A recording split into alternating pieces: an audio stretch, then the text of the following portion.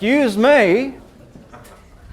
I'm sorry to interrupt y'all, but we weren't really expecting any guests today. How did you folks all get in? I bet Edward let you in. Yeah. Pardon me, ma'am, if I may.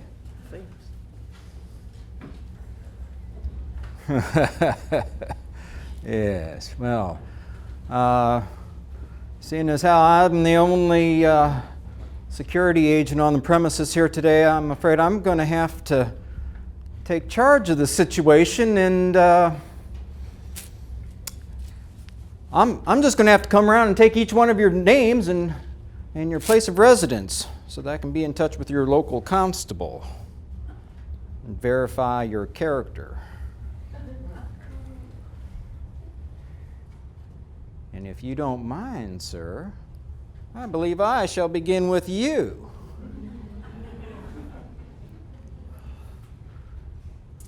What is your name, sir? My name is Daniel Zimmerman. Say again, please. Zimmerman. Could you spell that for me, please? Z-I-M-M-R-M-A-N.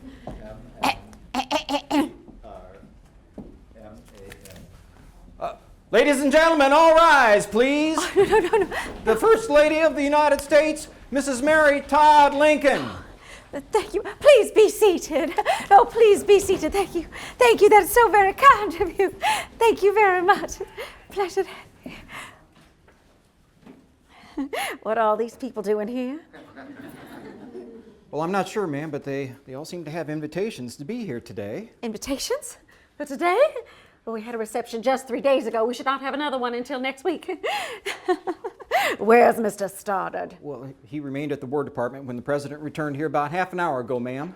Did he say anything about this? Well, no, ma'am. He didn't say a word to me about having any guests today. Ladies and gentlemen, if you will be so kind as to give me just a few moments, I shall be with you shortly. What do you mean he didn't say anything about this? Who invited all these people here? I'm not sure, ma'am. This is a travesty. Yes, ma'am. But a shot wait around Yes. an office. You will be sure that I will have a word with Mr. Stoddard when he returns. Yes, ma'am. Where's the president now? Well, I'm not sure, ma'am. What do you mean you're not sure? Aren't you his bodyguard? Yes, ma'am. Well, why aren't you with him? Well, he sent me up here to fetch some papers, and that's when I found all these folks sitting here. Why didn't you have one of the house servants receive them? Well, there was no one else around, ma'am. I figured I should stick around and keep an eye on them until someone else came by. Besides, ma'am, there's one gentleman I've got my doubts about. Which one is he? Fellow in the black right over here. Besides, ma'am, I see what you mean. Besides, ma'am, they all seem a bit odd to me. Well, what do you mean, odd? Well, look at the way they're dressed. I ain't never seen any clothes like that before. Very well, Mr. Crook, your point is well taken. We shall deal with these people as best we can until Mr. Stoddard returns. Hopefully he can sort this out. Ladies and gentlemen, please excuse our most rude behavior. It seems as if no one on the premises knew of your coming, and we are not prepared to receive you in the manner that you deserve. I regret it if we have caused you any discomfort or embarrassment. We shall try to entertain you as best we can until we have this matter sorted out. How do you do? I'm Mary Lincoln, and what is your name? Declan. Declan, it is a pleasure to make your acquaintance. How do you do? It's a pleasure. Oh, this is wonderful. How do you do, my dear? How do you do, sir? I am Mary Lincoln, and what is your name? My name is Daniel. Daniel. Well, how very informal. Well, let me ask you a question. Certainly. Daniel, you're not planning on causing my husband any harm now, are you? None whatsoever. There you see, Mr. Crook. There's really nothing to worry about. This poor gentleman only looks suspicious, but he's really quite harmless. I am sorry to have put you on the spot like that, but I've always found it best to hit these sorts of things straight on. But I'm afraid I still don't know why you are all here. Are you a delegation from some organization? Are you members of some secret society? Oh, good heavens, you're not members of the press, are you? Well, then where are you from? Where are you from, sir? From the city, Which city? Chicago. Illinois? Illinois. Oh my goodness gracious, visitors from Chicago, Illinois. Did you hear that, Mr. Crook? Yes, ma'am. What a relief and a pleasant surprise. Visitors all the way from Chicago, Illinois. And I must presume that you are here to meet with my husband, the president. Well, even if you are not, he will want to meet with you. Please, make yourselves at home. Mr. Crook, go see if you can find the president and bring him here straight away so that he may entertain these good people. But Mrs. Lincoln, I don't think I should Now, leave you. don't give me any of your back talk, Mr. Crook. Go and do as I say. Go fetch the president so that he might entertain these folks while I go fetch us some refreshments. But Mrs. Lincoln, really, I Now think go on. Yes, ma'am.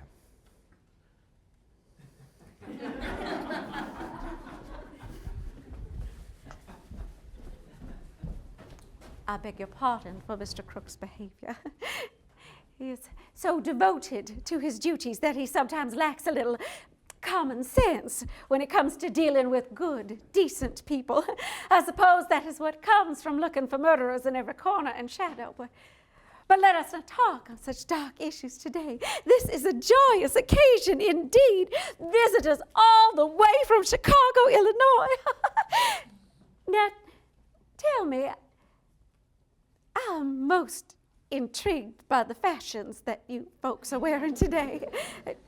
My dear madam, wherever did you get an ensemble like that? It is most becoming on you.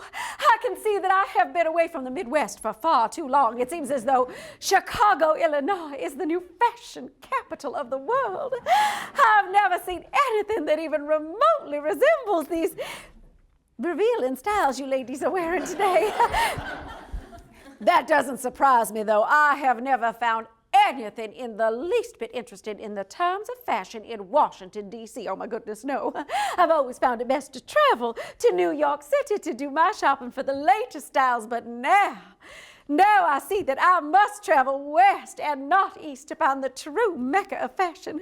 I'm most intrigued to meet these avant-garde designers that have created such a form-fitting silhouette. And these gentlemen are all so handsome in their colorful shirts and unique footwear. Yes, you are all so handsome. Well, if I were not so old and a mother and very happily married, I would be most flattered if any of you gentlemen would be inclined to call upon me. But alas, I am old. Well, not that old. And I am a mother, and I am very happily married, and as my father always said, 3 ifs cannot make a wish come true. Oh, but I can think about it anyway. There I go, flirting with these gentlemen right in front of their women folk. I beg your pardon, all. It's just that I get so tickled to death to meet with some Western folk with some innovative ideas and styles. It gets so boring in Washington what with having to entertain folks from New England and the Middle States and those Quakers. Is anyone here a Quaker? It's as if they never heard a color. Everything black and white, even the women, how dull.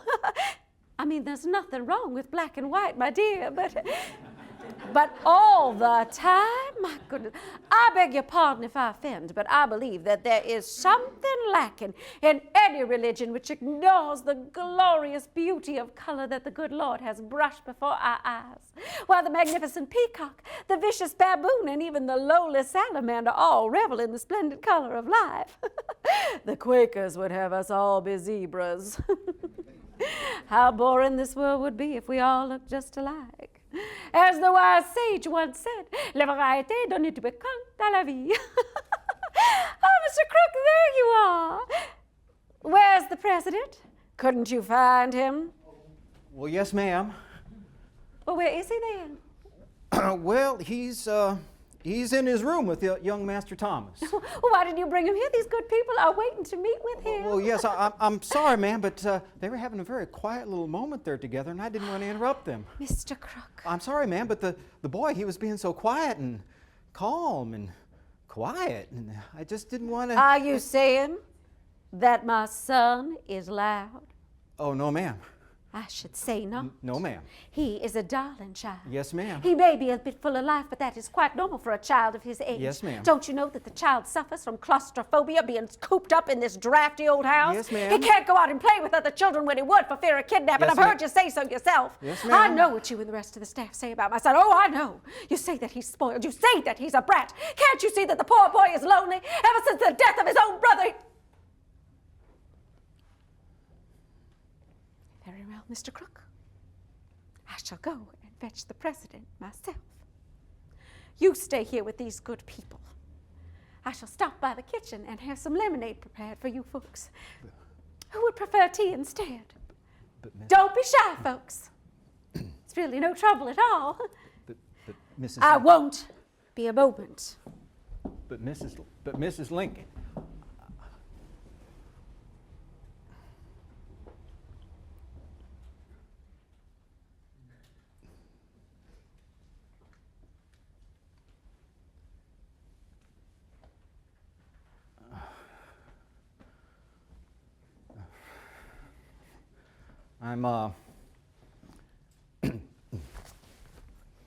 I'm right sorry for making you folks wait a while longer. It's just that Mr. Lincoln, he was having a very quiet moment with his boy right there, and I didn't want to interrupt him. Poor Mr. Lincoln always seems to have some sort of crisis, needs his immediate attention. Yeah. Not that your visit here isn't important. No, I didn't mean that in the slightest. I'm sure he'll be right pleased to meet all you folks, but it's just that the boy, he was being so quiet. It's not like that too often. As a matter of fact, I can't recollect ever seeing that boy stand still any longer than it would take the Pope to confess his own sins. It's a wild one, that one is. Causes all kinds of mischief. Yeah, not at all like his brother Willie.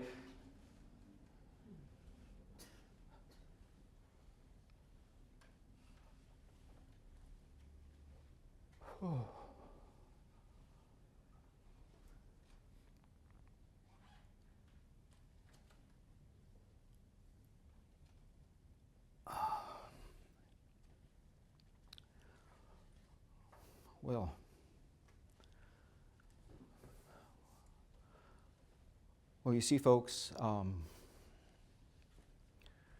Mr. and Mrs. Lincoln, they lost their middle boy, Willie, to the typhoid about 3 years ago. And they took it hard, they did. Real hard. Poor Mrs. Lincoln, she won't ever go back in the boy's room, won't allow no one else to. Poor Mr. Lincoln. He had the boy uncovered twice. Well, now, I shouldn't be gossiping with you folks about the Lincolns, but I just wanted you to know about their dear Mr. Willie. And their other boy, Eddie. I never did know that lad. He died back in Springfield. But I'd appreciate it most kindly if you wouldn't mention them when the Lincolns are in the room. Kind of sets them on edge, if you know what I mean. Yes. Well, but this other lad of theirs, this young Master Thomas, who what a whippersnapper he is, causes all kinds of trouble around here. Of course, he can be a lot of fun sometimes, though, too. And of course, he takes after both of his parents in that regard. Oh, Mr. Lincoln, he's always ready with a joke to tell or pull on somebody. Mrs. Lincoln, she's a very clever woman in her own right, though she has a bit more refined sense of humor and tends to be a bit more selective as to when she displays it. She's a very capable woman. Yes, I'd say she's capable of just about anything. 38, 39, 40, 41, 42, 40. Oh, there's the president now. All rise, please. No need for that, Bill. You haven't seen that boy of mine, have you? Well, no, sir. But sir, Well, if you do, let me know I'm it. all rise, please. Bill, I said there's no need for that. I didn't know we were having a reception here today. Yes, here I am, Mary. Where have you been? Well, I've been looking for that boy of Well, ours. leave that boy alone and come in here this instant. These good people have come all the way from Chicago, Illinois to meet with you. The least you could do is give him a few moments of your time. Oh, Well, hello there, folks. I'm Abraham Lincoln. Certainly is a pleasure to meet with you here today, though none of us seem to have known you were coming. I know I certainly didn't. We're stuck. we've been through all that, Father. Where's your coat? I suspect he's still at the War Department, sir. He's not back from there yet. Oh, no, sir. He'll send a message over there, tell Stoddard to be back here as soon as he possibly can. But, sir, I don't think I should leave you alone here with these people. Bill, that's all right. Mary says these are good Illinois folks. I'm sure they don't mean to string me up. But sir, really, Besides, if anybody cares to attack me, they have to get past Mary first. In that case, I wish him luck. But, sir, really, Just run along, Bill. It won't take you but a moment anyway. Yes, sir. My apologies to you folks for all this confusion. I can Pardon only me, surmise pardon me, that your pardon me. appointment somehow slipped through the cracks. It's a disgrace. Mary, don't be so hard. I'm sure that this is something that Mr. Nicolay or Mr. Hay had set up. Forgot to pass that message off to Stoddard or something like that. It's plain incompetence, I tell you. In any case, no harm done. They're all here, I'm all here. We can commence with our visiting. Certainly is a pleasure to meet with a group of plain folks from Illinois. Of course, I'm pretty well acquainted with most of your congressmen, but like most politicians, it's hard to get a straight answer. I've been curious to know what the general consensus is back in Illinois without it being filtered through the mouth of some politician or, God help us, the press. Of course, I gaze through your local newspaper from time to time, but it's been quite a while since I read anything of any substance that I can recall. Say, Mary, I'm getting a little parched. Would it be possible Oh, my to have some goodness, I forgot refreshment? the lemonade. Lemonade, that sounds just fine. How many here for lemonade? Looks like about everybody, Mary. I'll bring as many pictures as we have ready. Thank you kindly. Fine woman. Taking the best care of me for all the years we've been together. I don't know how she puts up with me, though. Here I am running around the house receiving guests in my shirt sleeves and... Mary! I think I left my coat lying on the office desk and my boots are out in the hall. Fetch them up here for me, please. Would you please stop shouting in the house when we have guests? What? Stop shouting! Yes, Mary, I'll stop shouting. As much as I love that woman, I still get tickled when I get to aggravate her just a little. It's one of my little vices. She gets so perturbed at me sometimes, I'm sure she'd like to take after me with a knotted plow rope. Not that I don't deserve it. But enough of that. Let's get down to the matter of what brought you folks here. Say, you're not all here looking for government jobs, are you? Good. I haven't got any. Of course, unless you're willing to go down south and help out with the, what'd the newspaper man call it? The reconstruction. I got plenty of jobs down there if you're willing. No? Well, I don't blame you a lick. It's going to be some pretty tough going down there for a while. A long while. Those people have done used up everything they had. Anything that was left, the Army has either confiscated or destroyed. I was just in Richmond just a few days ago. What a sight that was. Hardly two stones left standing together anywhere. Biblical it was, like the city of Jericho. Could have been this town plain and simple, but for the good grace of the Lord. So much destruction. But it is over, and we should be glad of it. Say, this is quite an event. So many people sitting in the same room and no one asking for a job. I swear every two-legged varmint's been outside my door looking for some sort of government job or appointment, but the worst part is, for every one I gave a job, another 100 mad because they didn't get it. Just too many pigs for the teats. No way to make friends, I'll tell you that. One time I thought I had my chance to solve the situation once and for all.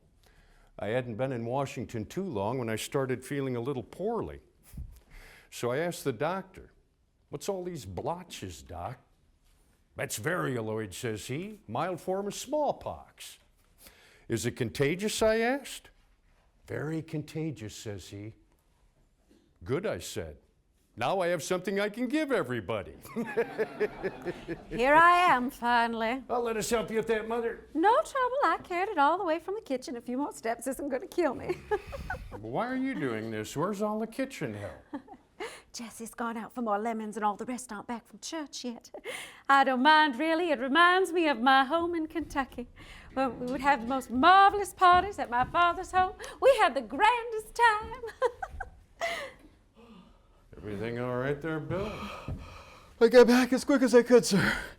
That's fine, Bill. We're all having a wonderful time here. Mr. Crook, would you please go downstairs and fetch some more glasses from the downstairs dining room? I'm afraid this is all that I could carry on But, this trip. sir, Just run along, Bill. yes, sir. And Mr. Crook, would you fetch the president's coat and boots as well? I didn't want to keep our guests waiting for the refreshments. That's good, lad. I think I left my coat lying out in the hall. Boots are in the office someplace. Yes, sir. Mr. Lincoln, would you do the honors of serving, please? I'd be glad to, Mary, but shouldn't we say grace first? After all, it is Good Friday. Right you are. Father, would you do the honor? I'd be glad to, but I'm sure there's some sort of man of the cloth here in this fine assemblage of people. If there is, sir, would you mind doing us the honor of saying grace? Let us pray. Dear Heavenly Father, thank you for the blessings of the day and the nourishment we are about to receive. And in the presence of these people, let me thank you for the end of the terrible bloodshed that has nearly torn this nation apart.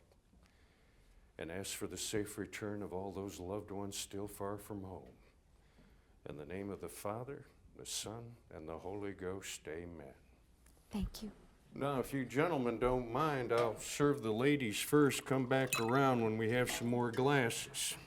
And would you please tell me, if you can, what it is you are doing running around the house without boots on?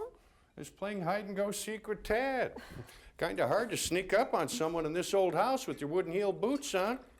Gives me away every time. I just don't know what I'll do with you sometimes. We were just talking about that. And what were you saying? I was just telling these people how much trouble I cause you, and how you are nothing but a modern-day saint for putting up with me. Isn't that the truth?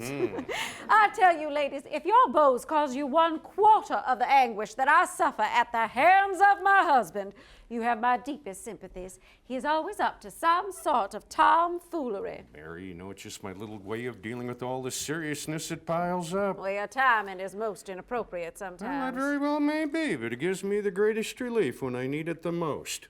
I laugh because I must not cry. I just wish you would learn to control it better, that's all. I'll do my best to try, Mary, but don't you think these folks are tired of hearing us bickering? Oh, Say, I know of something we can talk about.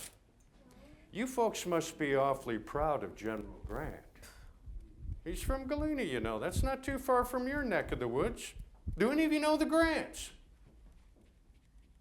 Well, he is a brave man indeed. He's a drunkard. What's that, Mary? Nothing. Come now, Mary, you've no reason to dislike General Grant. He drinks too much.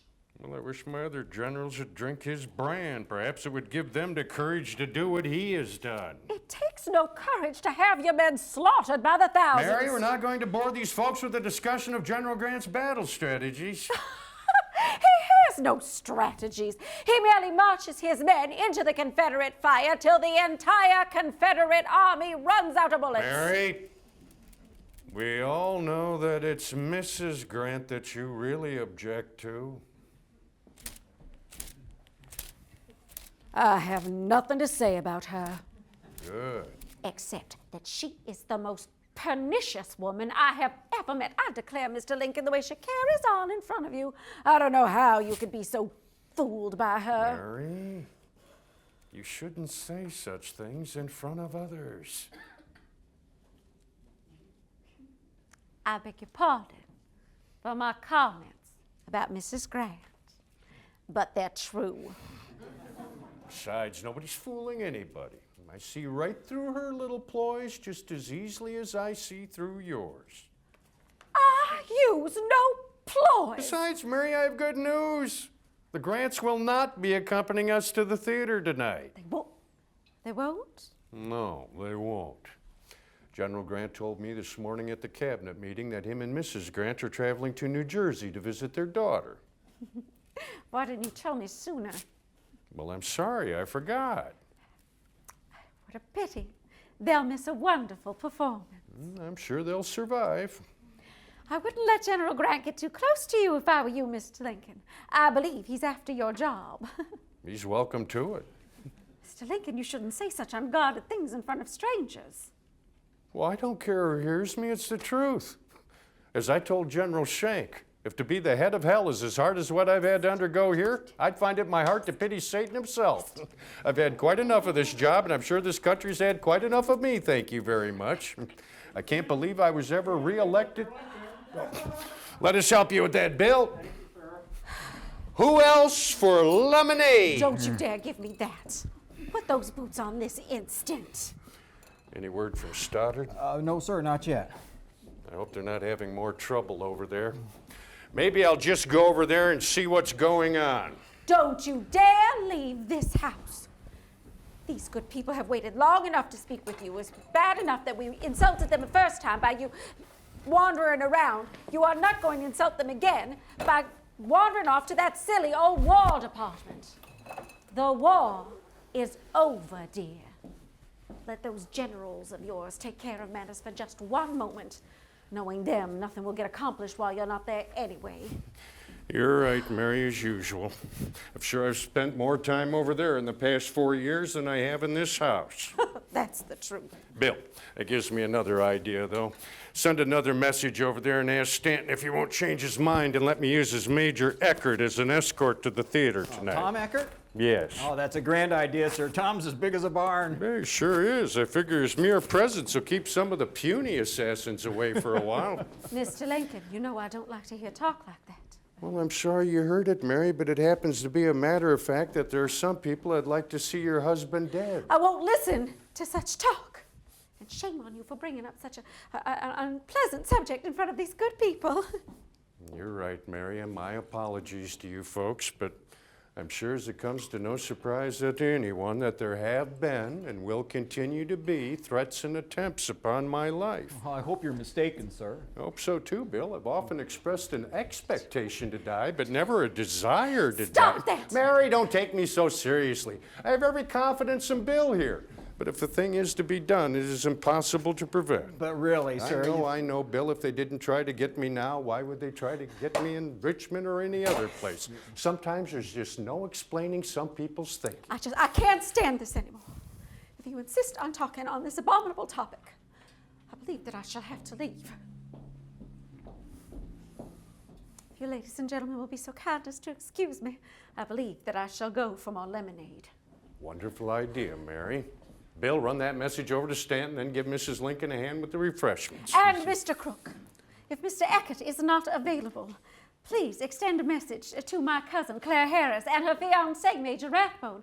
I'm sure that they would love to join us at the theater. Yes, ma'am.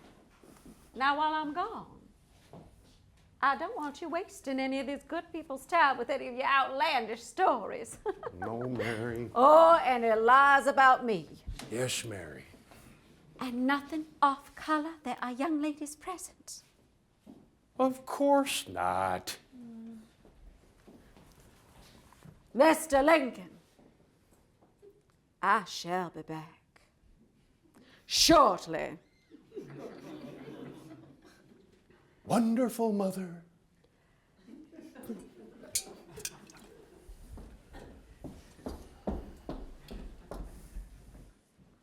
I'd say I've been severely vituperated. Afraid she didn't leave me much to talk about. I was being married to her that I learned that marriage is neither heaven nor hell. It's simply purgatory. Never quite sure what I did wrong, what I'm supposed to do to fix it. I have to hand it to her, though, because it was being married to her that I learned to live by my own best advice. And that is, It is better to remain silent and be thought a fool than to speak out and remove all possible doubt. She caught me many a time saying something utterly foolish, let me know on no uncertain terms that I did so. Well, bless her, I'm sure. Excuse me, sir. Do you mind if I ask you a personal question? Not at all. Not at all. You bear a striking resemblance to a dear friend of mine from New Salem, Jack Armstrong. You wouldn't be related to him by any means, would you? Not that I know of. Not that I'm aware of. Well, you could be his twin brother. Really? Well, Jack and I, we go back a long way. See, we didn't hit it quite off at first, though. When I first moved to New Salem, Jack was considered the local bully. Oh, he wasn't going to argue with folks about that. One day, he succeeded in picking a fight with me, and we had a pretty good tussle. Now, I won't say that I beat him, but he did want to stop before I did. We came to be best friends after that. Spent many a day at his house, helping his wife Anna with the chores. Mighty fine cook she was. I reckon your wife's a good cook too, hey, sir? Oh, terrific. It's a good thing you agree. I must apologize for having the advantage in this meeting. For while I'm allowed to gaze upon all your handsome faces, you must gaze upon mine. I would say that I have the better of the bargain. Stephen Douglas once said in a debate we were having that I was two-faced. I said to the good people listening at the time, I put it to you, if I had two faces, would I be wearing this one? My appearance has been a constant bane to my existence. I remember I hadn't been in Springfield too long when I was musing in my room one day, happened to catch a good look at myself in the mirror. I realized then that I must be the ugliest man alive. It maddened me so that I vowed right then and there that if I should ever meet an uglier man than myself, that I would shoot him on sight. Well, not too long after that, I spied a man on the street who appeared to be uglier than myself. There was my man. I walked up to him and put the barrel of my gun in his face and said, "Halt and say your prayers, stranger, because I'm going to shoot you." "Well, what's the matter? What have I done?" says he. Well, I vowed that if I should ever meet an uglier man than myself, that I would shoot him on sight. He looks me over real good and says, "Do you really think that I'm uglier than you are? Then fire away." Yeah, they say I tell a great many stories. Well, I reckon I do, but I have found that people are more easily informed through the medium of a broad illustration than any other way. Oh, my joking and funning have caused a good many jokes to be played upon me, but they were all in good humor and really quite harmless. One of my favorites is the one about the two Quaker women riding in the train discussing the likely outcome of the war. "I think that Jefferson Davis will succeed," said the first. "And why dost thou think so?" objected the second. "Because Jefferson Davis is a praying man," answered the first. "And so is Abraham Lincoln a praying man," objected the second. "Yes," replied the first, "but the Lord will think that Abraham is joking." Of course, many folks would say that the good Lord wouldn't even know who Abraham Lincoln was. Oh, I've been criticized many times about my religious beliefs or lack thereof. I would always tell them that although I was not a member of any Christian church, I've never denied the truth of the Scriptures.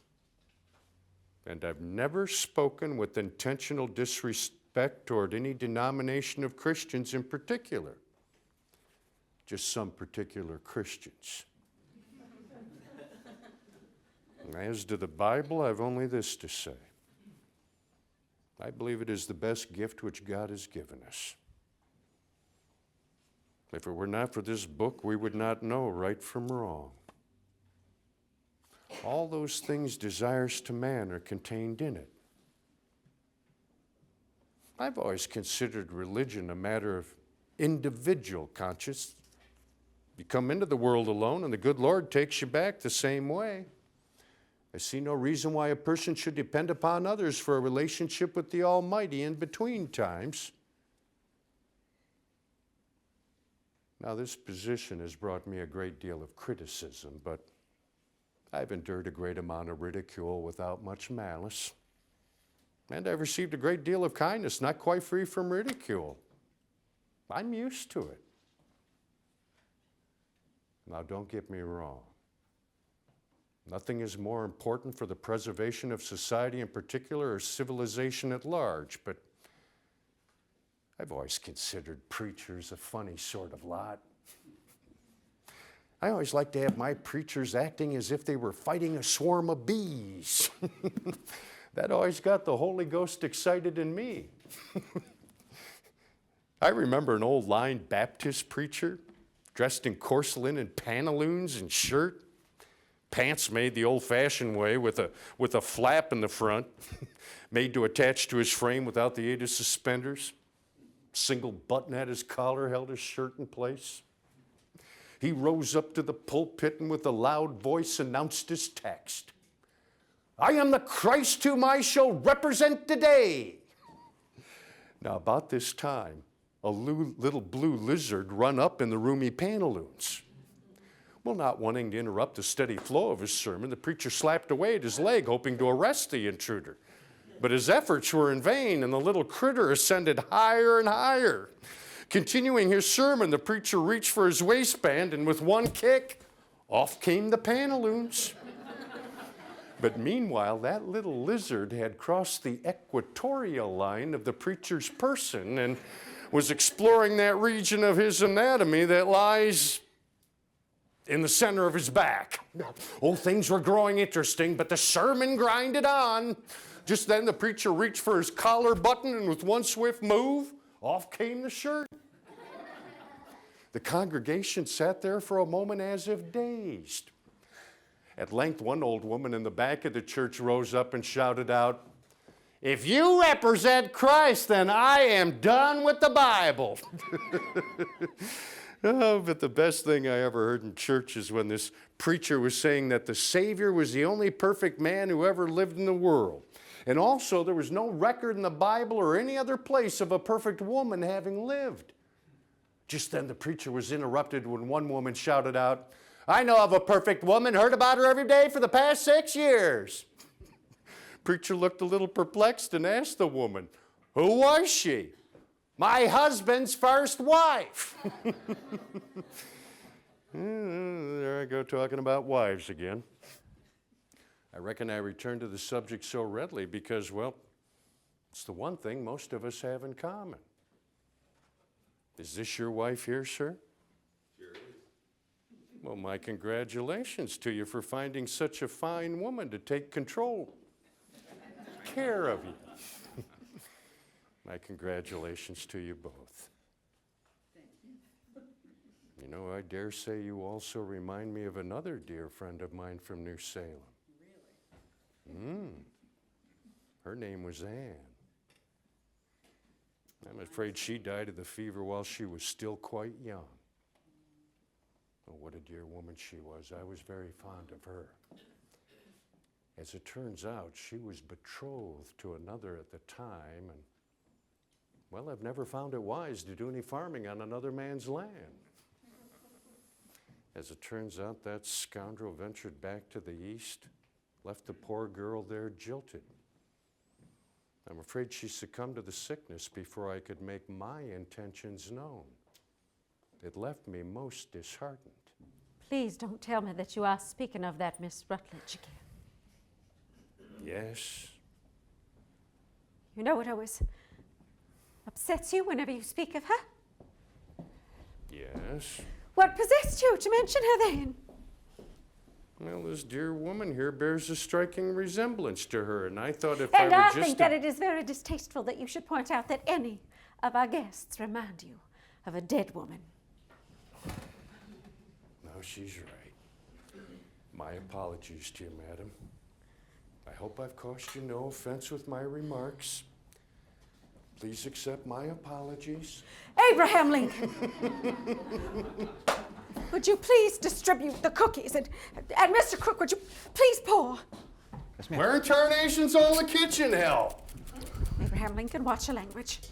Well, I'm sorry, Mary, but the government pays good money to have people around on occasions like this. When you need them, they're nowhere to be found. They are not back from church yet, and Jesse says that he is busy preparing the dinner. Jesse said. Since when did a cook obtain a higher authority over the President of the United States? You folks can plainly see with what I have to put up with around here. Well, I just don't think it's right that the First Lady of the United States should be serving refreshments to her good guest from Illinois. I don't mind, really. It's fine.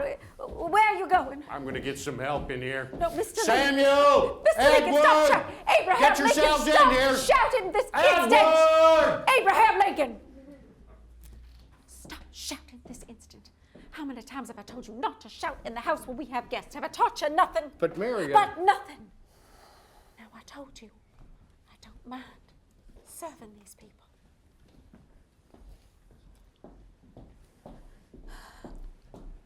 well, I don't think it's right. Would you please let me be the judge of that? I'm having a great deal of fun. It reminds me of Springfield. You do remember Springfield, don't you?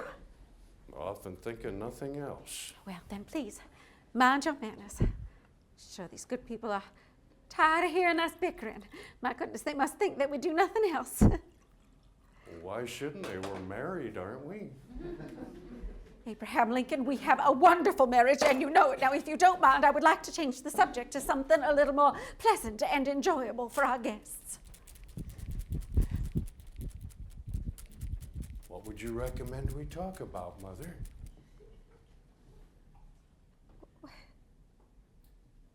Well, I'm sure that these good people have heard all sorts of ugly rumors about how we first met.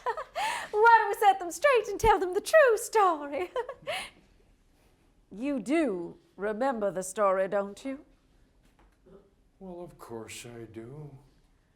Then go ahead, Abraham. Tell them the story.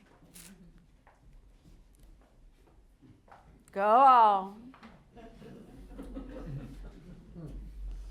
It was the spring of 40. It when was she- summer.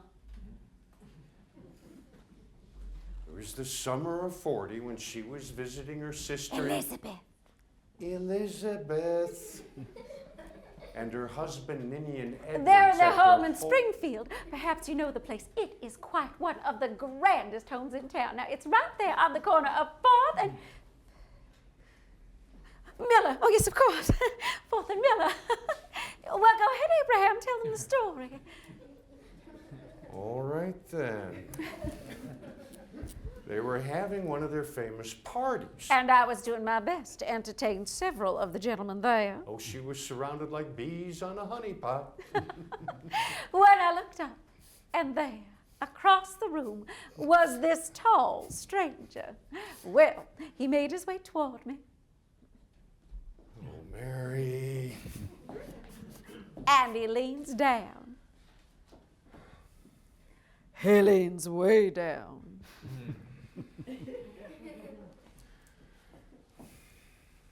And he says to me, tell them what you said, Father.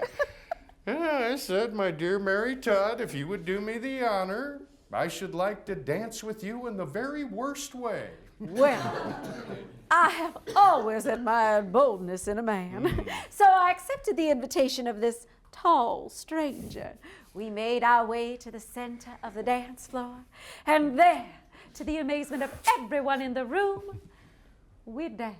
Oh, Mary, we can't do this. La la la, la la la, la la la. I'll be careful, I got my wooden heel boots on.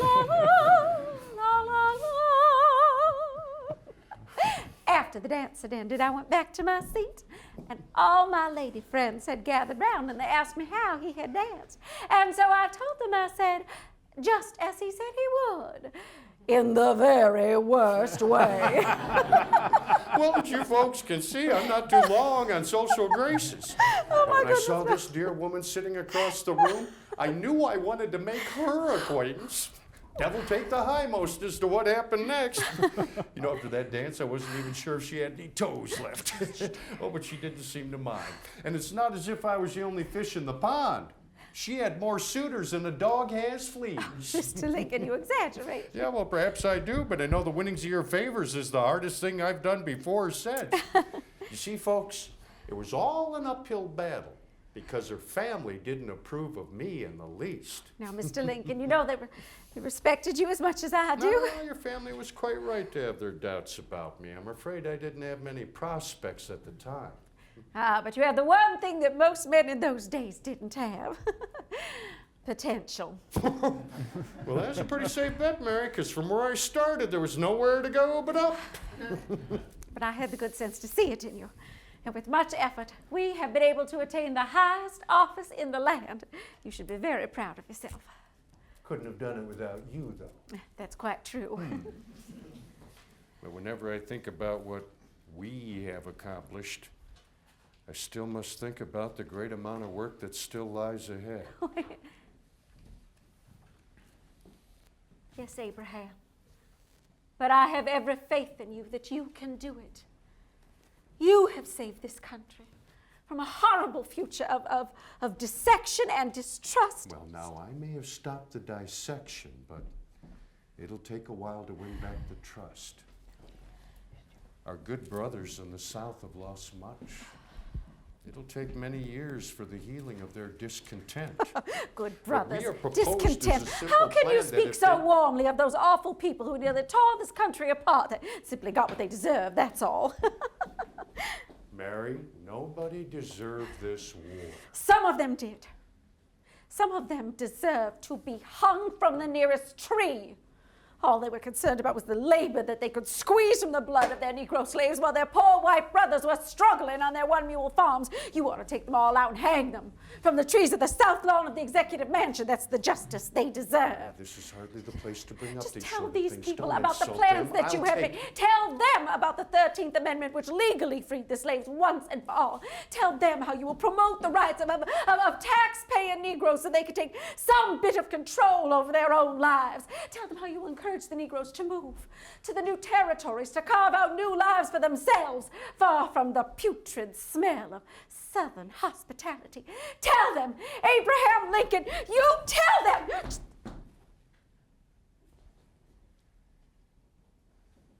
Yes, I will.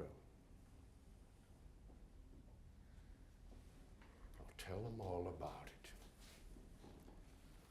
There's plenty of time for that. These good folks will hear all about it.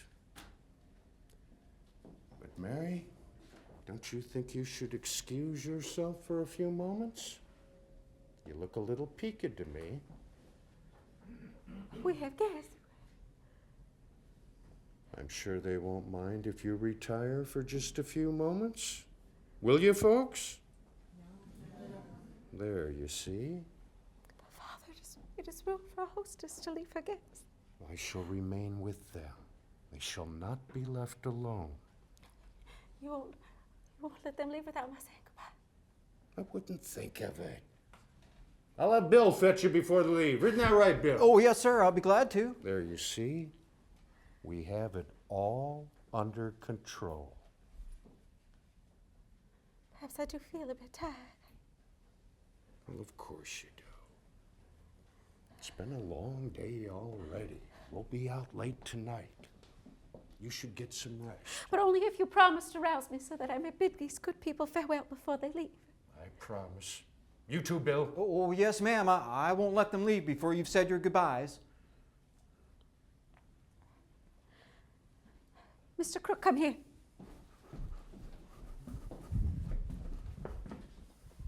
I know my husband will not follow my instructions, so I must rely upon you to make sure that he behaves himself.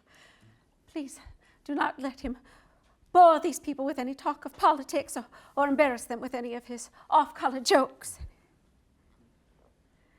Please don't let him speak of our children. It upsets him so. Yes, ma'am.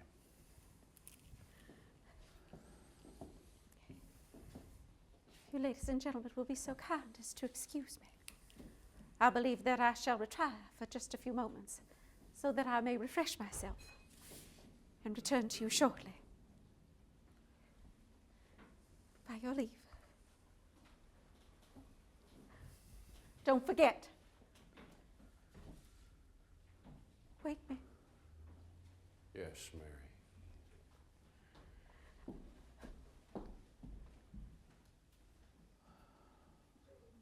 Well, Bill, looks like you got your hands full. Looks like you got to watch my manners as well as my back. Yes, sir. I'll try not to task you too much. Thank you, sir.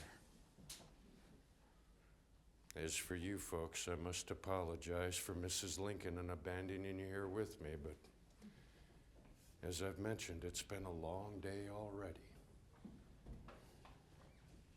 As usual, we both arose early this morning, and we were blessed this morning at breakfast to have the company of our eldest son, Robert. The dear boy just returned last night.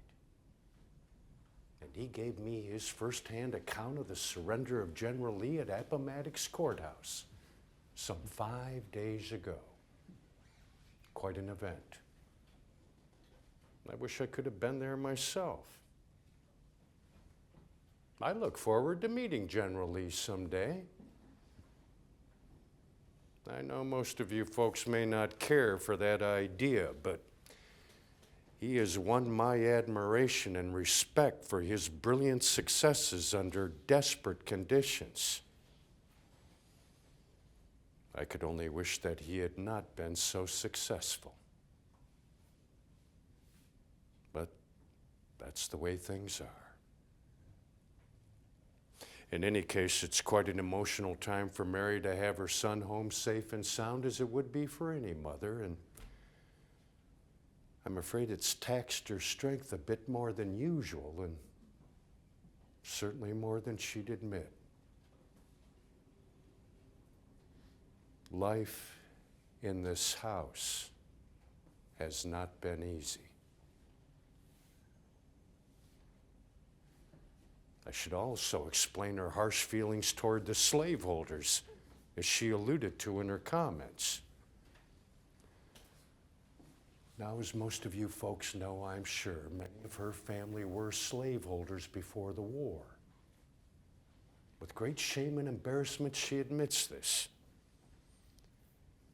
Has a tendency to overcompensate her wrath upon that class of people who practiced in that family trade.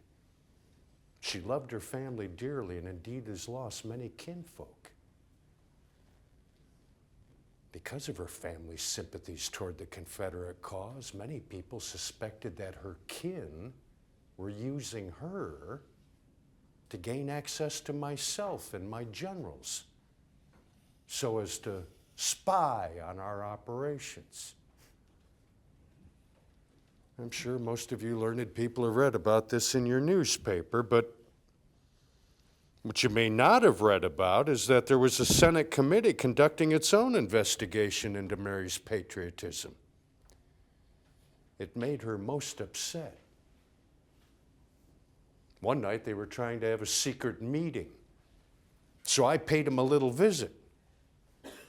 I walked up before the gentleman and said, I, Abraham Lincoln, appear before this committee under my own volition to say that I, of my own personal knowledge, know that it is untrue that any member of my family holds treasonable communications with the enemy. And I left. I don't think they ever bothered Mary again.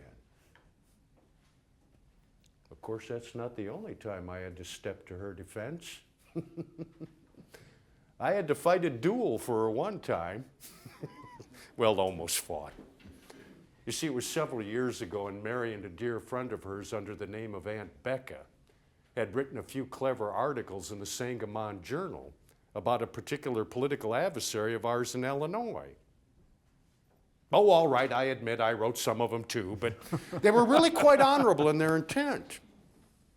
Well, this particular adversary learned who had penned those scathing remarks, and he challenges me to a duel.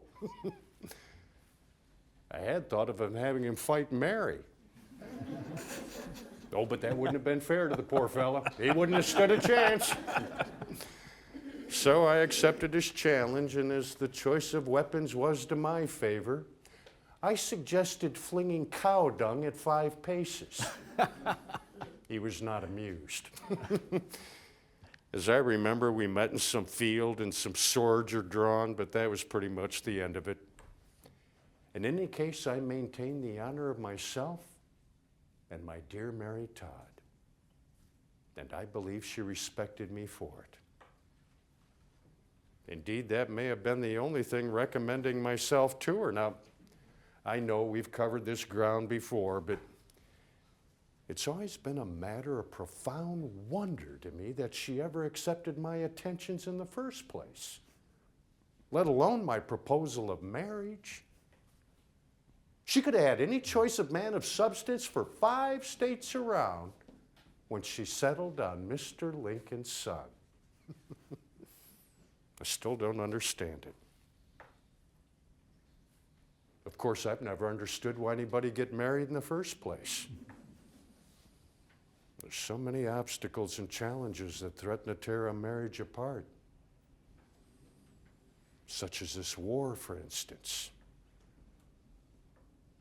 So many men have been killed or wounded. So many widows left to fend for themselves and their children. Their children left unprotected from the temptations and vices of the world, growing up wild, running loose in the streets, causing more mischief than their tender years should allow. Their childhoods have been robbed by the misguided adventures of their elders. No wonder they're so bitter. That's why I let my own children enjoy themselves as much as they can. Many say I spoil them. Well, I suppose I do. But I have found that the cruel world of adulthood will come crashing down on their shoulders soon enough without my forcing it upon them. I choose to let them live while they can.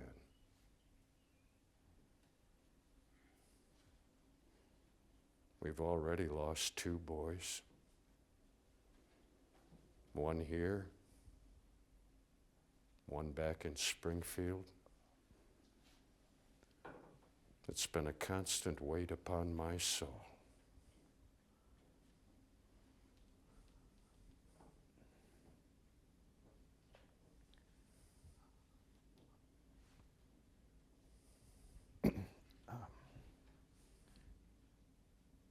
Mr. Lincoln.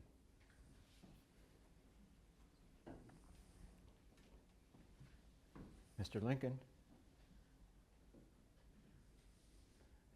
Mr. President. Yes, Bill. Is there anyone else you would care to serve as your escort? What? Well, for the theater tonight, sir, if we can't get Miss Harris and Major Rathbone, is there anyone else you would care to go with you? No, Bill. At this late hour, we should just try to get whoever we can. I prefer not to go, but it has been advertised that I will be there. And I cannot disappoint the people. Besides, I think a comedy'd be good for Mrs. Lincoln tonight, don't you? Oh, yes, sir. So we shall go. Yes, sir. I think it'd be good for all of us right here, right now. Forgive me for burdening you with my personal melancholy. I've been inflicted with it my whole life. Comes over me rather sudden-like. Oftentimes it's like walking off a cliff in the dark. I can only hope that you do not. But I must assume that you do have your own dark tragedies weighing heavy upon your hearts. This war is not touched but a lucky few.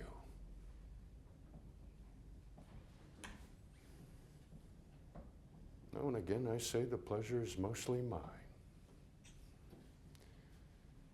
Just seeing all your bright faces can make one happy to be alive.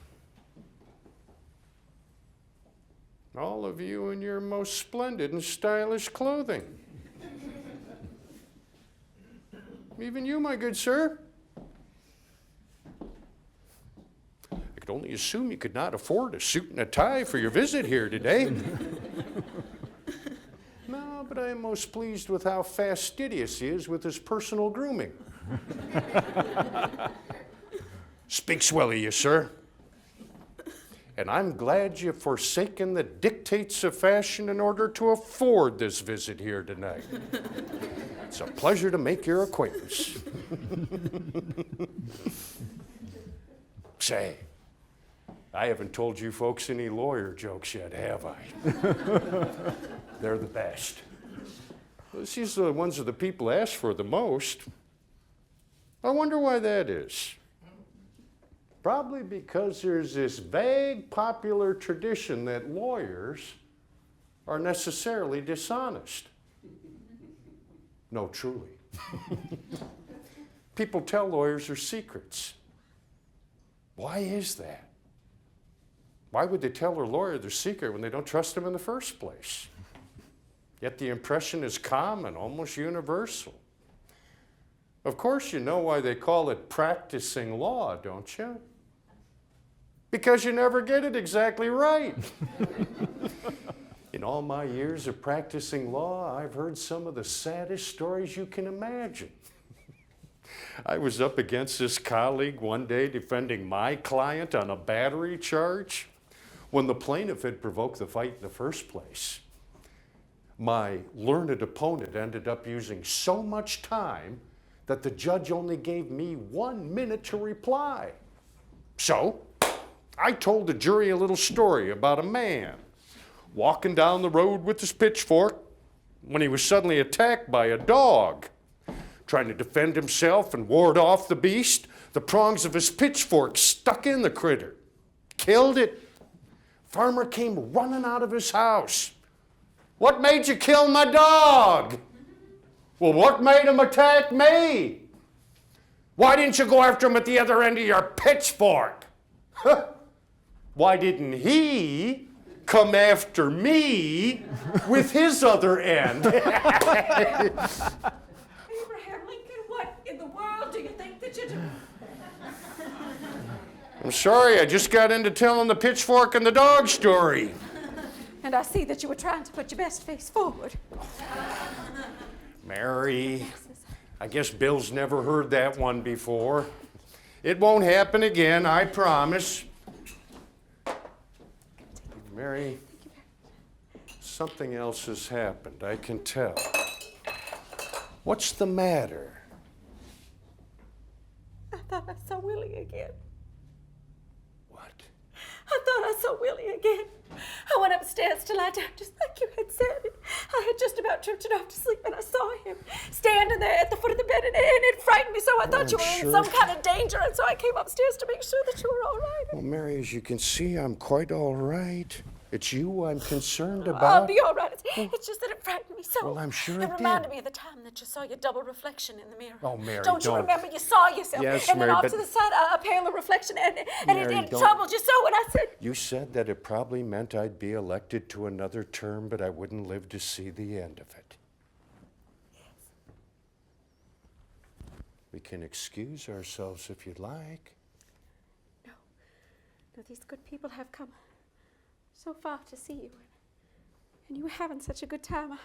I don't want to take you from them. I'm sure they won't mind. I was just boring them to tears anyway. No, it was rude of me to leave them in the first place. I shall not insult them a second time. Very well. We'll stay. But you just say the word and we'll both go upstairs. Well, what would you like to talk about, Mary? I've nearly run out of stories. I find that hard to believe. I know. I know.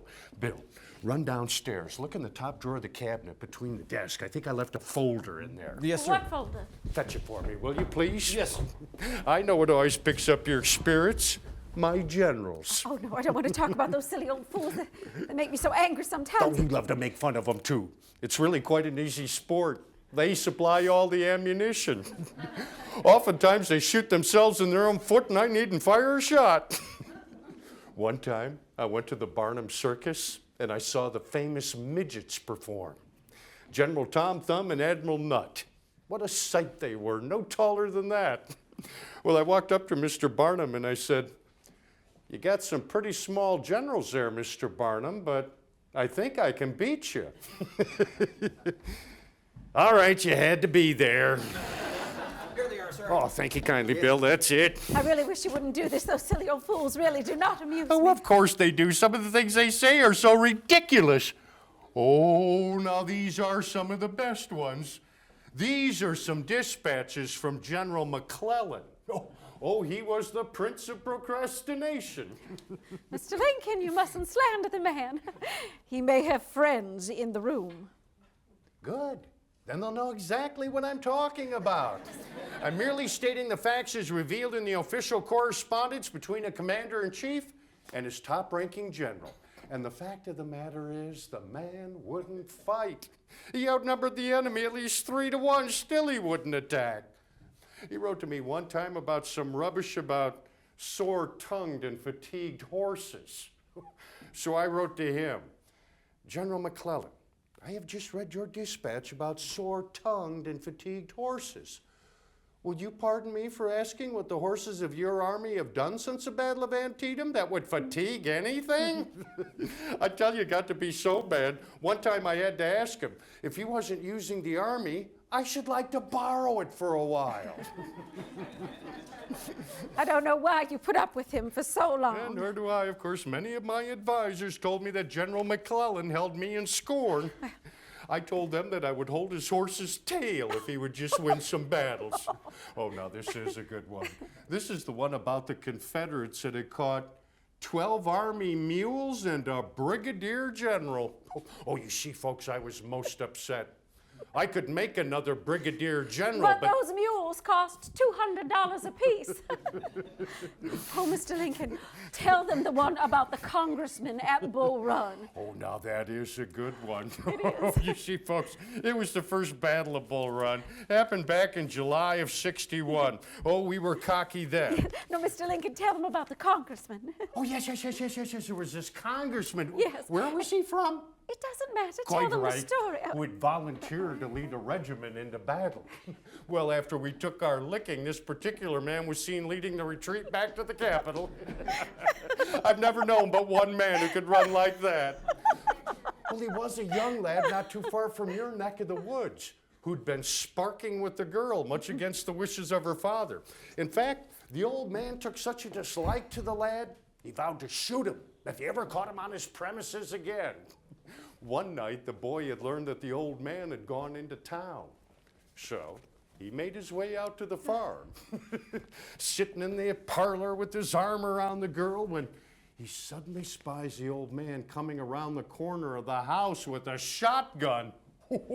Leaping through the window into the garden, he started down that path like greased lightning. Just then, a jackrabbit ran out in front of him. In about 2 steps, the boy overtook the rabbit, giving it a kick that sent it flying. "Get out of the road and let somebody run that knows how." Let me read some. Well, go ahead. Well, here, this is a letter from a civilian. This is a request for a pass through the front lines of battle so that he could visit his ailing mother in Richmond. What a good son. Oh, yes, I remember that one. I told the dear boy I'd be happy to oblige, but I warned him my passes weren't being respected as of late. See, in the past year and a half, I had written passes for 250,000 men to go to Richmond. Not one had gotten there yet. How you could do anything in here. My turn again. What's this? Mrs. Lydia Bixby, Boston. Mary, What's the not matter, that one. Abraham? Is this a love letter to Mary, another woman? You should you don't leave things like understand. this lying around. Mary, I'll take Dear that right- madam, I have been shown in the files of the War Department a statement of the Adjutant General of Massachusetts that you are the mother of 5 sons who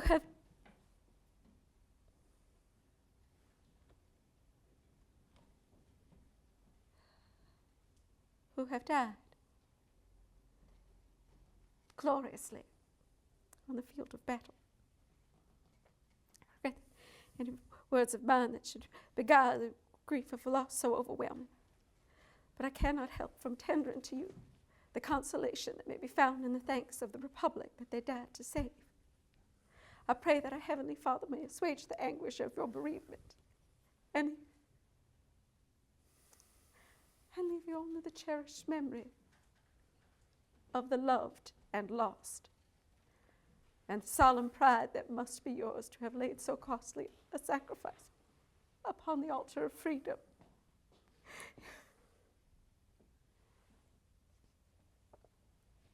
Abraham, oh Abraham, our dear dead boys. They were all our boys. If you folks will excuse us. Oh, I'll be all right. It's just that I started thinking about I know. why. It's God's will, Mary. That's all there is to it. I miss them so. As do I. I miss them all. Here I am blubbering in front of these good people. I must look a fool. No, you don't. Any person with half a heart would cry. I hope you ladies and gentlemen will be so kind as to excuse my behavior. But you see, my husband and I, we have suffered losses of our own as well. They know. They knew already. Nobody blames you for mourning the loss of a child. It's a terrible hurt to suffer no matter who you are. All those poor mothers. Mr. Lincoln, what can we do? Well, I know of one thing I could do right now. Tell these folks the truth. Oh, no, Abraham, we've sat in their day enough already. No, Mary, the only way we can relieve these poor grieving mothers is to let them know that their sons did not die in vain, that they did not die for a cause that died with them. The only way we can do that is to have the generous help of these good people. Otherwise, those dead boys and grieving mothers will have suffered for naught. Let's just go upstairs. They didn't come here for a lecture. Well, perhaps not, but I am tired of talking to the press.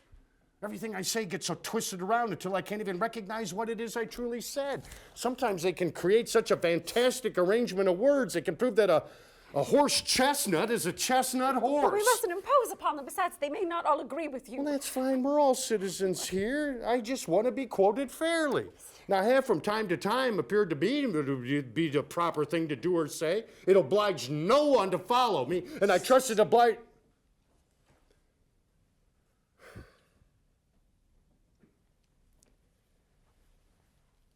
My Secretary of War, Edwin Stanton, says I'm a damn fool.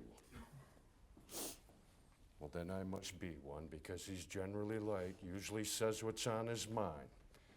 But of all the things I have bungled or fouled up, there are 2 things I know I've been right about. The preservation of the Union and the abolition of slavery. Everything else can go to hell in a wheelbarrow for all I Mr. care. Lincoln. Now, Mary, I'm sorry. I've got my fur up. These people are going to leave here at least knowing what their president thinks about the 2 issues that tore this nation apart. The paper can go on misquoting me all it likes. At least there won't be a handful of people out there that know the truth. Now, before proceeding, let me say that I have no prejudice against the Southern people. They are just what we would have been in their situation. When it was said that the institution of slavery existed and that it was very difficult to get rid of, I can appreciate and understand the saying. If all earthly powers had been given to me, I still would not have known what to do as to slavery. Even having presidential powers is not enough to keep us from war. Perhaps the war was inevitable. I don't know. What I do know is this. Whenever I heard someone arguing for slavery, I felt a strong impulse to see it tried upon him personally. I hate it because of the monstrous injustice of slavery itself. If slavery is not wrong, then nothing is wrong. I cannot remember a time when I did not so think and feel. Yet as much as I hated slavery, I would have consented to it rather than see the Union dissolved. Just as I would consent to anything, any great evil, in order to prevent a greater evil. Sometimes a life, a limb has to be given up to save a life, but a life is never wisely given up to save a limb. My paramount objective was to save the Union. It was not to either save or destroy slavery.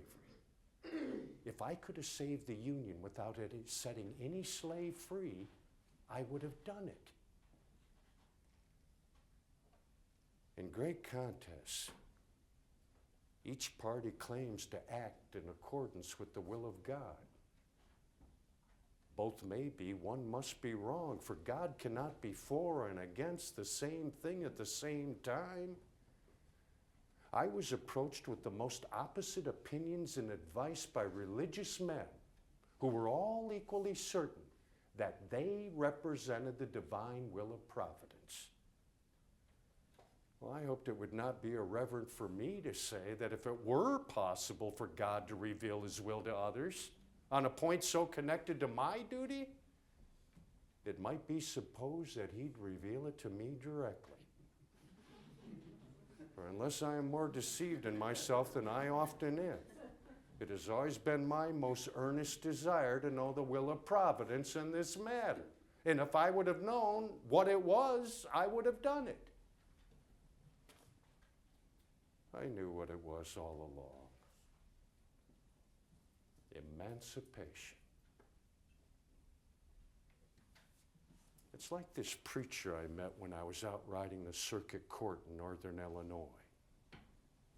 You see, it had been raining hard and the Fox River was flooded, and I didn't know how or if I could get across it. Well, this preacher knew all about the rivers and its fords, so I went to him for advice. He looked at me and smiled and said, "Oh yes, I know all about the Fox River. Crossed it often and I understand it well. But I have one fixed rule in regards to that river. I never cross it until I reach it." Well, that's how it was with me. We had created enough rivers of blood to wash all pretense away. I had suggested that the government buy the slaves, emigrate them to more peaceful nations. I figured it'd be a less costly solution than prosecuting a war upon ourselves, but the Congress and the states decided otherwise. I had there in my hands the power and the tools to do some good. I emancipated the slaves I could, urged the military to enlist them, and with their help, we moved towards victory. See, essentially, it was a people's contest. On the side of the Union, it was a struggle to maintain in the world a government whose leading objective was to elevate the condition of man. I believe that the plain folks understood this. God must love the common man. He made so many of them. And so many of them have been lost in this terrible war. And so, Mary, it is for those grieving mothers all across this land that I say again to you people.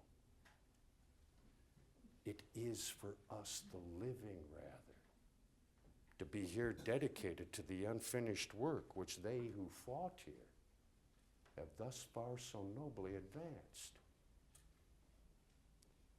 It is rather for us to be here dedicated to that great task still remaining before us,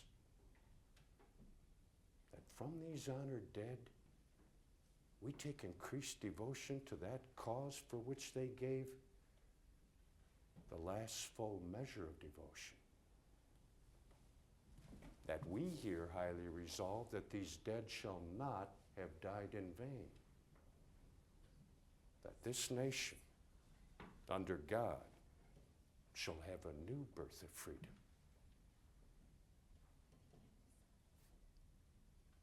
That's all I have to say.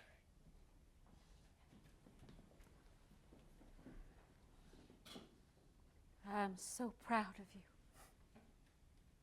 Do you feel better, Molly? A little.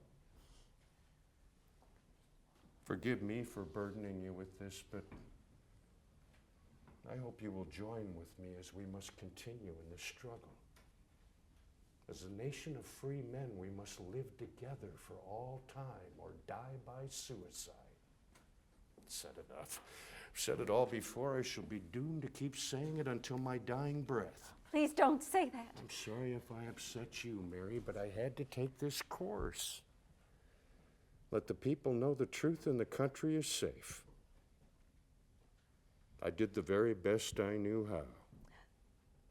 If the end should bring me out right, then what was said against me won't amount to a thing. If the end should bring me out wrong, then 10,000 angels swearing I was right won't make any difference. I can see in your faces you are my angels.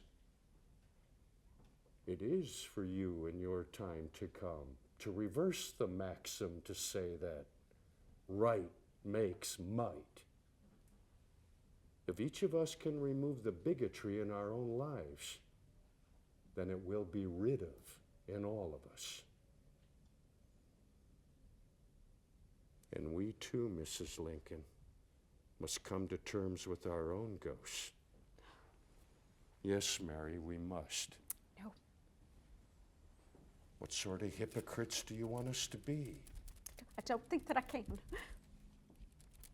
I know, it still hurts me terribly when I think of Willie and No. little Eddie. No. And Mary, we're going to have to talk about it. In order to talk about it, we're going to have to say their names. No. Mary, I want you to feel better about this. Now, I'm willing to try, won't you? I don't think that I can. Not now. No, not to forget them. We could never do that. We should never do that. But I want you to promise me that you will try. Good. We'll both try together. Now, if you folks wouldn't mind, I'm going to take my wife for a little carriage ride. What? Yes, going to take my wife on a private little jaunt around Washington and whisper sweet nothings in her ear. Abraham Lincoln, not in front of all of these people. How many times have I What do I told you care? not to They all talk know the about such deepest things parts in of my this soul company? anyway. Goodness Why gracious. shouldn't they know? I love my wife. Mhm. Mr. No, I Lincoln, mean it. I intend to shout it from the top of my lungs as we go wheeling through the town. I'm almost startled by your great cheerfulness. Well, come with me, my dear Mary Todd, the girl who stole my heart. Now, don't try to stop me, Bill. This woman's been living in this house without a husband for the past 4 years. Oh, there's been a man in the house, but he's been no husband. Well, that's about to change, too. After you, Molly.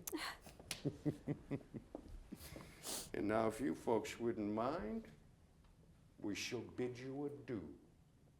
And God bless you all for coming. Thank you.